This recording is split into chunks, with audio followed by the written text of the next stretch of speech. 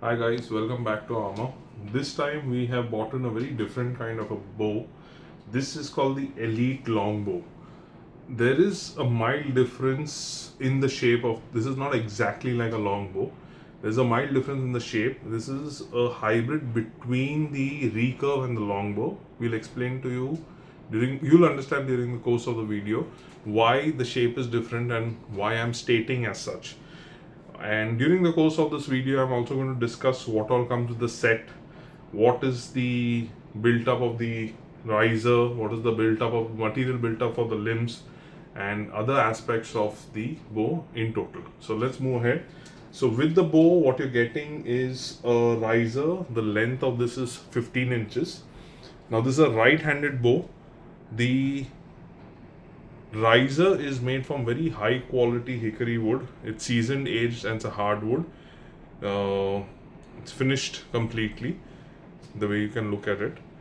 Now, what all comes with the set? You get the riser, two limbs, Allen key, the bolts which fix the limbs to the bow, a magnetic arrow rest, a horse leather arrow rest, and a string.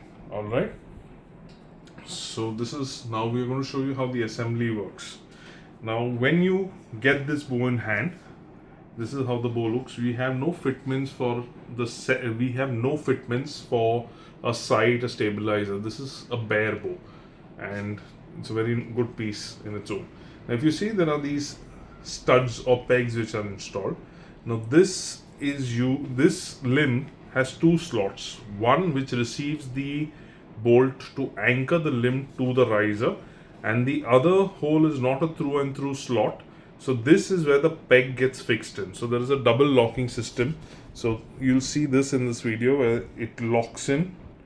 One is the peg and then you push it in to lock it in. Alright. Now when you have a look at this bow comes in 35 to 40 pound range. Alright. So now we're going to show you how the assembly works. When you're holding the bow in this format, this is the lower section, this is the upper section. This extensively curved section over here is the back of the bow, which is over here. This is what will face the target, and this is the belly or the face of the bow. This is what will face the archer. Now whenever you put the limbs, if you have a look at the limbs closely, this is the upper limb. Now how do you define? There is no marking of upper or lower on this, but if you see the cutout of the limbs over here and you see the cutout on the riser, when you fix it, this will match and will get flushed. See how it looks?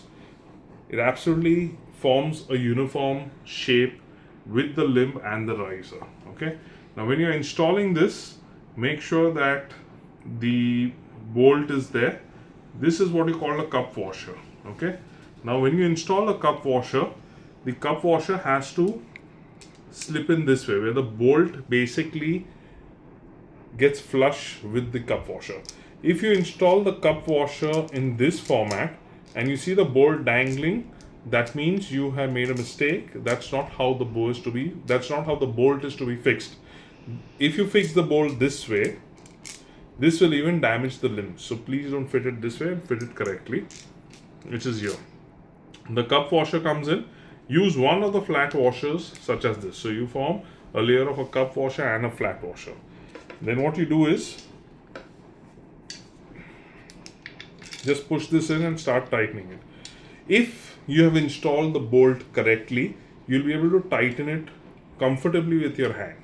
Or you can use this Allen key, just insert it and spin it. You see, I'm only using one finger to spin it. It is moving in free. But if it is moving in a very tight manner, that means your alignment of the bolt is wrong, which could ruin the thread of the bolt as well as ruin the insert thread, which will damage your bow. So turn it around. That little squeaky noise is fine. Since it's a new piece, it's alright. Now once you shift it in, do not use a lever or any kind of plier to pull it and tighten it excessively. When you tighten this limb, just make sure there's no gap between the riser and the limb. There should be no play. And the bolt sinks into the cup washer. It's not at the same level. It sinks a little in. Alright. And if you see the shape, it has come very uniform with the cut in the riser and the limb. Similarly, when you go in for the lower limb is tapered from both ends this way. You'll see the shape of the riser also is tapered from both ends. Insert it towards the peg section, the metal peg section over here, and push it in. Again, take the bolt, cup washer, flat washer, and go ahead.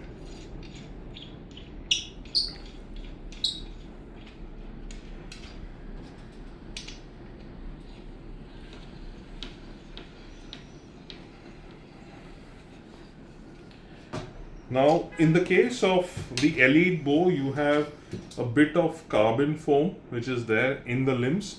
It's wood core with a layer of carbon fiber and Gordon-Tough fiber, US made fiberglass, which increases the strength and resilience and elasticity of the limbs. Alright.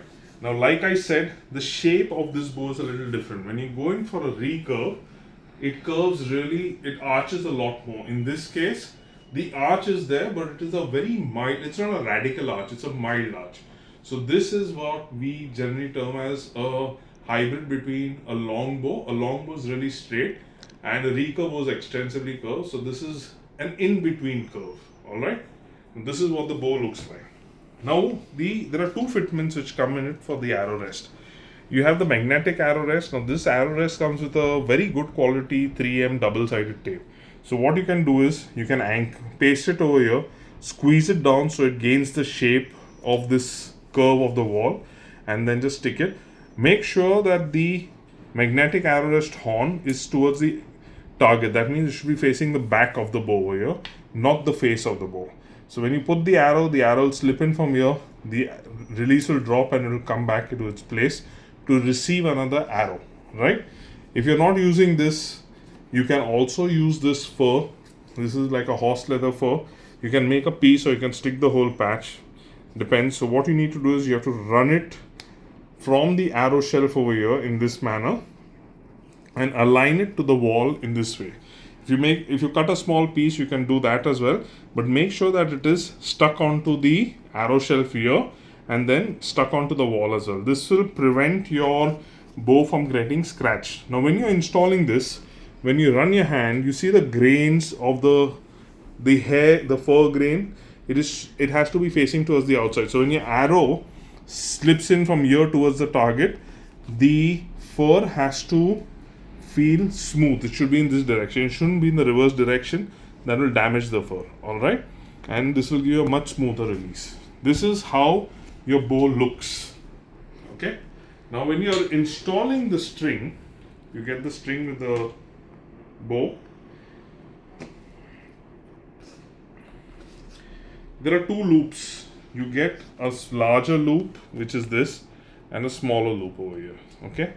Now what you need to do is first you need to take the smaller loop in hand, let the string dangle, and install the smaller loop onto the lower limb tip, which is over here. Now many a times you have seen people where they install it this way. This is wrong. So if you extend the string, there are people who have installed the string this way. This is not the correct way to install your string. It will damage your bow. It's the wrong way of installing the string. You have to take the string from the face of the bow. That means what's facing the arches, such as this. Alright. Now in the case of this bow, unlike recurve bows, it doesn't have a string groove. So it centralizes the string on its own. I'll show you how that works. So when you take the bow, you dangle it this way. Make sure, again I'm repeating, make sure that you install the lower loop first, then you go in for the upper. The larger loop is on the upper section. Now hold in your, my dominant hand is the right hand, so I'm using my right hand, and push in your dominant leg between the string and the bow. Now use the hamstring and use the shin to lock the limb and bend the bow. You don't have to pull on to the string is not elastic. The bow limbs are elastic. That's what gives it the power. Once you string it, step out, this is how your bow looks. Now when you pull the bowstring around 2-3 inches and let loose, the bow will set. Like in all my other videos, there's a standard caution. You're not supposed to dry fire high powered bows that damage the limbs. What I mean by dry fire is release the string at a full draw without an arrow. that causes the energy to transfer to the fixed limbs, fracturing and damaging your bow limbs completely. So don't do that. The specifications and the the material built up, what comes in the set, all these details are again mentioned in the caption of the video below. You can also call us, the numbers are mentioned below, and the website details are mentioned as well. Thank you so much.